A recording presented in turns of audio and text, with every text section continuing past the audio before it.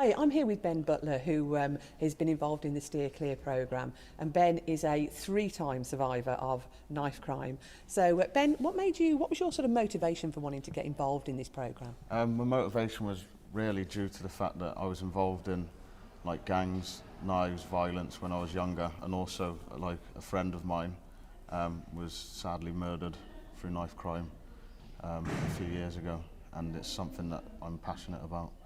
And can you tell us a little bit about why you think you got involved in that sort of the knife crime and the drugs, and if you can give some background to Okay, that? so I was involved. I chose to go to that sort of side due to a lot of domestic violence that was going on in my household.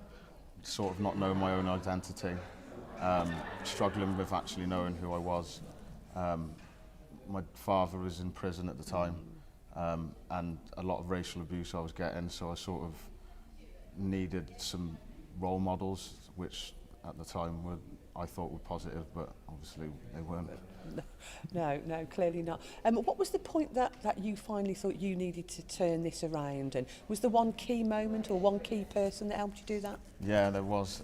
When I left Stoke Heath, I said to my mum that I wanted to join the armed forces. She didn't believe me. She must have been surprised at that point. Yes, She was very surprised.